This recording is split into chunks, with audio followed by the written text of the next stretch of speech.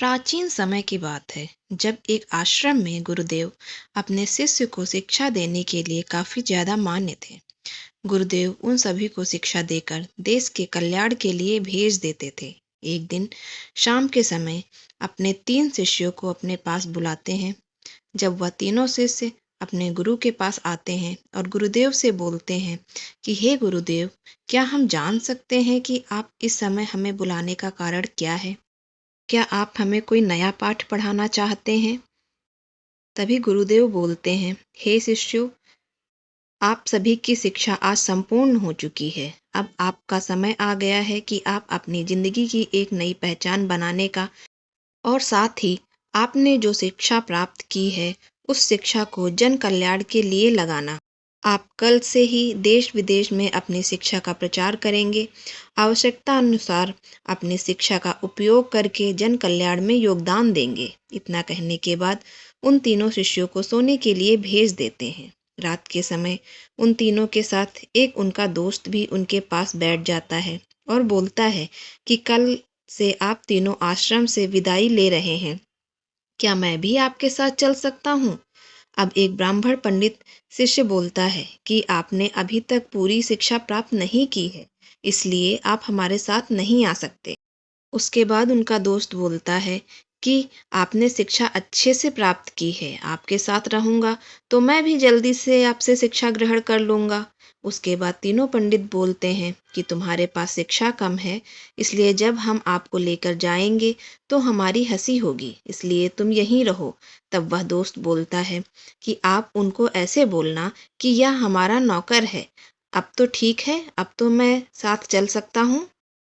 अब तीनों ब्राह्मण दोस्त उस दोस्त को भी अपने साथ लेकर सुबह जंगल की ओर निकल जाते हैं। जंगल में चलने के बाद उन तीनों ब्राह्मण को भूख लगने लगती है। तब एक ब्राह्मण बोलता है कि काफी समय हो गया चलते हुए, कुछ खाना खा लेना चाहिए। पास ही एक पेड़ पर फल लगे हुए थे।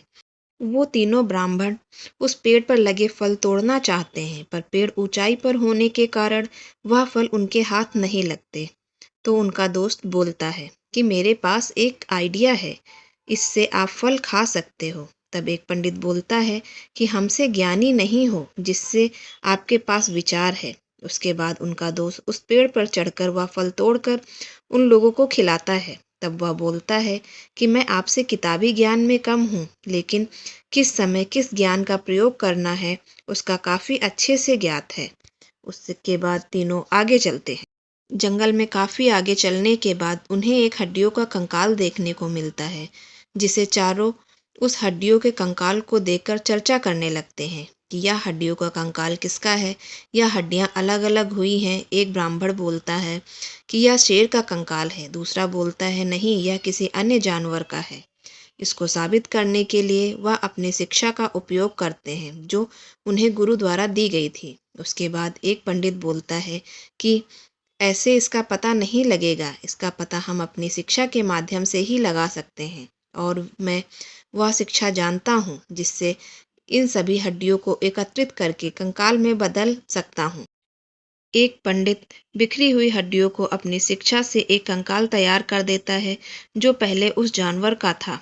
उसके बाद दूसरा पंडित बोलता है, मेरे पास गुरुदेव के द्वारा दी गई ऐसी शिक्षा है जिससे मैं उस शिक्षा का उपयोग करके इससे पता लगा सकता हूँ कि यह कंकाल किसका है। उसने अपने गुरुदेव की शिक्षा का उपयोग करके उस कंकाल पर मांस और खाल लगा देता है, जिससे पता चल जाता है कि यह कंकाल एक शेर का है। उसके बाद उनका दोस्त बोलता है कि हम सभी यहाँ अपनी शिक्षा को खराब कर रहे हैं, हमें अपनी शिक्षा को जन कल्याण के लिए लगाना है जो कि हमारे गुरुदेव ने बताया था। तब एक पंडित बोलता है कि हाँ, यह बात सही है, हम आगे बढ़ते हैं। तब एक पंडित बोलता है कि अपने अपनी शिक्षा का उपयोग किया है, मेरे पास एक ऐसी शिक्षा है जो आप सभी के पास नहीं है, यह शिक्षा केवल गुरुदेव जी ने मुझे दी है। वह बोलता है कि मैं शेर को वापस जीवन दान दे सकता हूँ। तब दूसरा पंडित बोलता है कि यह प्रकृति के विरुद्ध है, हम इस प्रकार अपनी शिक्षा नहीं खर्च कर सकते। इससे के बाद उनका दोस्त बोलता है कि मैं आपका साथ इसमें नहीं दे सकता। यदि आप इसे जीवित करना चाहते हैं तो मैं यहाँ से कुछ दूरी पर चले जाता हूँ। वो तीनों पंडित बोलते हैं कि तुम डरपोक हो, तुम हमारे साथ नहीं चलोगे। उसके बाद तीसरे पंडित ने अपनी शिक्षा का ज्ञान उपयोग करके उस शेर को जीवन दान दे दिया।